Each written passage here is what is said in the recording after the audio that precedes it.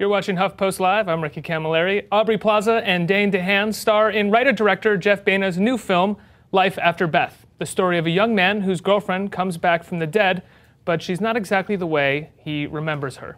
Let's take a look at the trailer. I'm a mess, Mr. Slocum. There's just like so many things that I wish I had told her.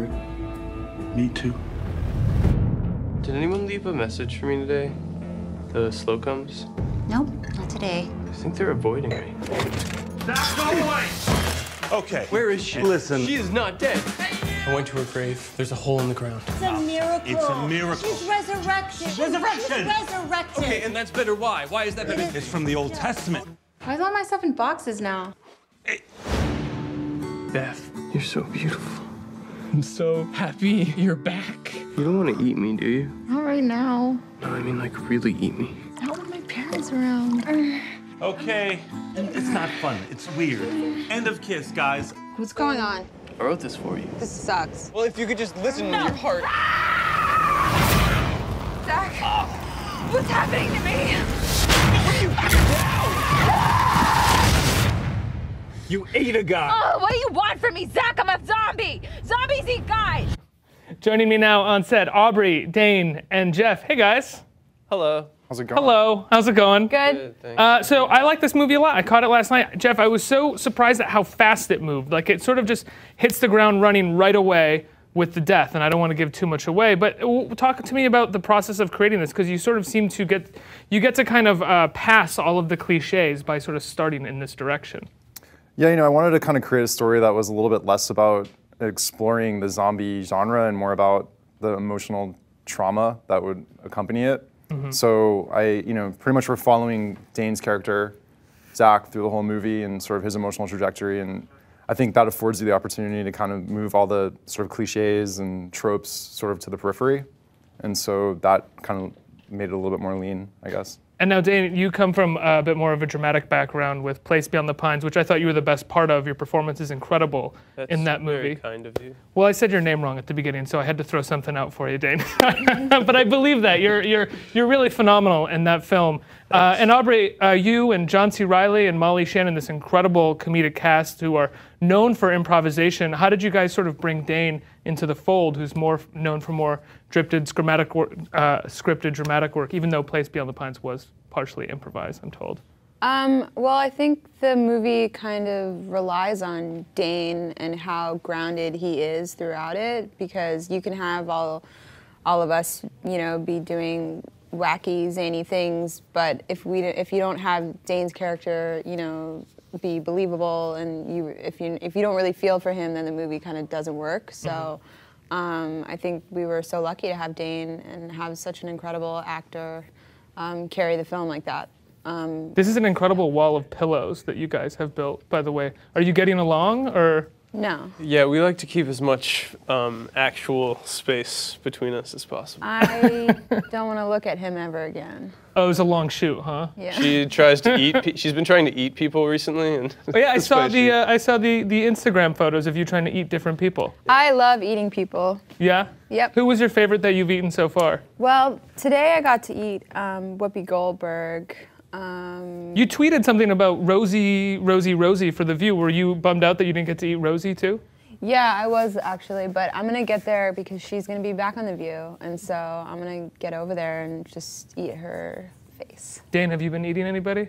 No, I actually haven't eaten anybody recently. Oh, really? What about prior to recently? No, I've never really eaten. So she was saying that you need to stay. I mean, it's a weird question if we think about the innuendo there. So she was saying that on the set you had to be more grounded. And was there ever a time that you really wanted to get in there and get a little bit bigger and had to be taken back and reminded that you needed to stay grounded? Yeah, like in the first couple days, I thought, because this is the first comedic movie I've done, so I thought, it would be really fun to get in there with all these funny comedians and try to be funny with them, but then I realized that I'm just that's when I would completely fail, is when I tried to be like just as funny as Aubrey and John C. Reilly. So I think he's being a little hard on himself. Well, there's always that learning moment where you realize don't out-funny the funny. Yeah, exactly. Don't try to be funny. Like the whole, my role in the movie is kind of to react around this heightened, crazy world that's going on around me. So the more grounded I could keep it, the situation of the movie made it comedic. I didn't need to make it funny. Did you have a moment of being kind of depressed that you couldn't sort of funny with the funny people and that you had to go back to what you knew and what was your instincts?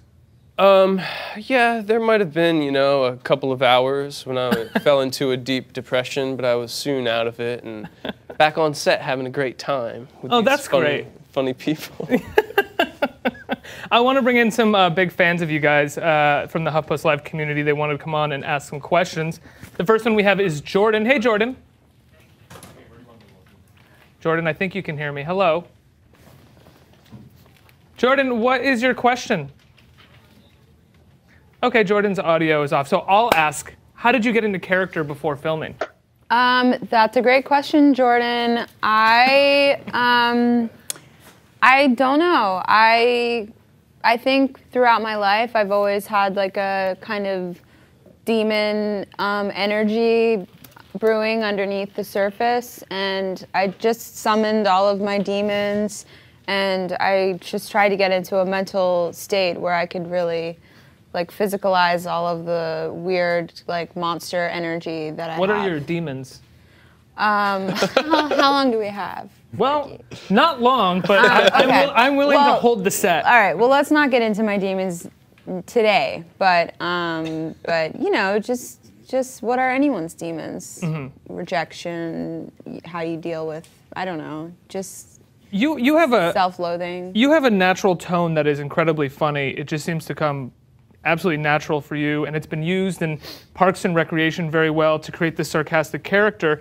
Do you ever feel like you are sort of mischaracterized as that type of person in reality as well? So many times with comedic personas, I find like with Jonah Hill, with Seth Rogen, the press expects them to be that or act that way offset in real life.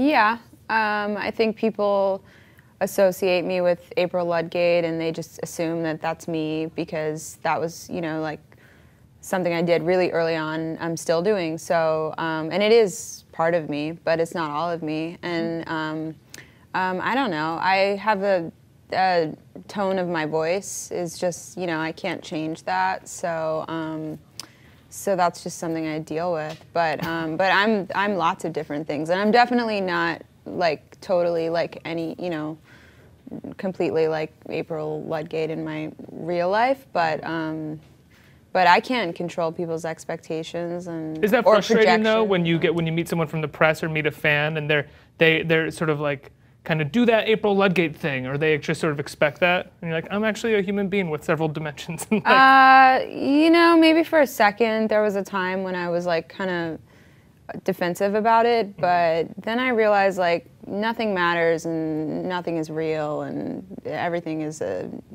game and life is fleeting and I should just have fun. That's an incredible realization. That's one that I strive towards on a regular basis. Yeah. Let's bring in some more community people. This is Samantha, who has a question about zombies. Samantha, you there? Hi. Hey, how are you, Samantha? I'm fine, thanks. What's your question? Okay. Where are you? Okay, Samantha, where are you? My question by zombie is, what would you do if you woke up being a zombie? My God. Zombie. Yes, no, I don't know. What would you guys do if you woke up as a zombie? That does actually, something interesting about this film is that the zombies in this have this long period of time where they're sort of figuring out what the deal is, which I thought was so much more interesting than most zombie movies, where instead of just waking up and being one, you have this extended confusion. So what would you do if you were in that situation?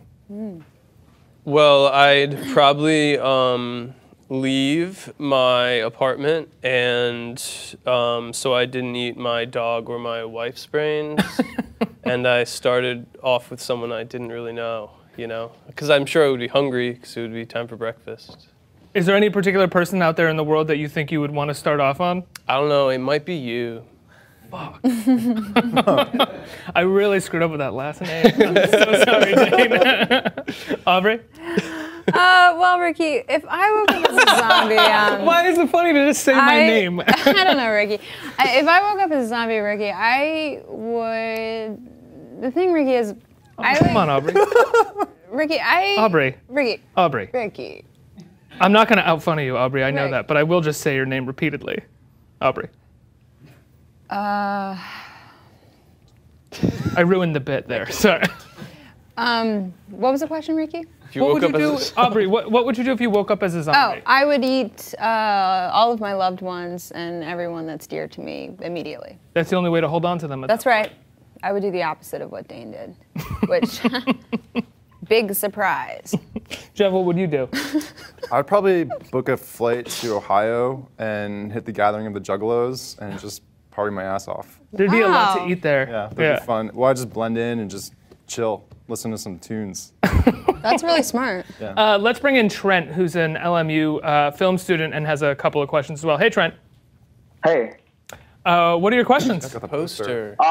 My first one is for Dane, and I wanted to ask you, since this is your first comedy film, what were some of the challenges you faced while making this movie? Yeah, well, there were a lot of challenges. I think a lot of times, you know, when you're making a dramatic movie, it's all about like exploring and just letting things happen. And, you know, it's if you feel like laughing, then laugh. And if you feel like crying, then cry. But when you're making a comedy like this with really funny people, you kind of feel like laughing the whole time, and that's never appropriate. Did you have trouble not breaking when you wanted to laugh at everybody? Yeah, I mean, there were definitely some days where I just got a case of the giggles, right? And I couldn't help myself. And did any of the sort of veterans of comedy get kind of like, you got to figure it, like, or were they generally pretty supportive of your? They were like, listen, DeHaan, you're in our territory now, and you better follow our rules. That's what Aubrey always said to me. She was like, she took me aside. And I always have a little bouncy ball, and I'd be like just throwing it up and down. Yeah. Menacingly. Yeah. I'm a huge fan of I'm a huge fan of I Heart Huckabees, and there's a moment in the film, I know you co-wrote that film, and there's a moment in the film that reminded me so much of that type of writing, which is when the grandparents are in the house and they want to go to the attic, and there's all these sort of revolving, absurd comic intentions in one space. I'm wondering if when you were writing that, you sort of were channeling your work with David O. Russell at all. Well, I wrote those two movies around the same time, so I'm sure there's a heavy influence. And you know, something David does that I appreciate is bringing a lot of characters together in one scene and having sort of a confabulation with multiple motivations and just kind of ensuing chaos. And I completely appreciate that, and I always look for that. It feels real, you know, that kind of chaos and insanity. Was it hard for you to find what feels real in making a zombie movie? Kind of. Jeff and I talked early on about treating the transformation almost like I was slipping into dementia or something. Like my mind was deteriorating as well as my body. So I kind of latched on to that idea, and I just tried to hold on to all of the human parts of Beth as much as I could. And now, before I let you guys go, HuffPost is a huge Parks and Rec fan base. I'm wondering if you're upset to see the show go after the 7th season. Yeah, I'm really sad. It's really, really bittersweet time for me. I think I hung out with Chris and Amy and Nick last night, and we were all talking about it, and I think we all kind of feel like we're really terrified for the ending of it, but at the same time, we're really excited for season 7 because we're all just going into it with just such crazy energy, and we're glad to have it end on our terms rather than have the show go on and just turn into like a just meandering, like shitty show. Right. Instead, bring in the joke factory and write. Yeah. Instead, we're ending it like we want to end it, and the creators are like, we're gonna just like blow it out 7 seasons. So I'm proud of that, and I'm excited for it. Well, guys, thanks so much for joining me and for making a really funny great film. Life After Beth is great. It's been a pleasure talking to you. Thanks, Ricky. Thanks, Ricky. You're welcome, Aubrey. We love you, Ricky. Dane. Thanks, You're welcome, Ricky. Jeff. Thank you so much, guys. Ricky. Aubrey? Life After Beth begins a limited release August 15th, and click on the links in our resource well below for more on the film and on Aubrey, Dane, and Jeff. And stick around, there's a lot more coming up on HuffPost Live.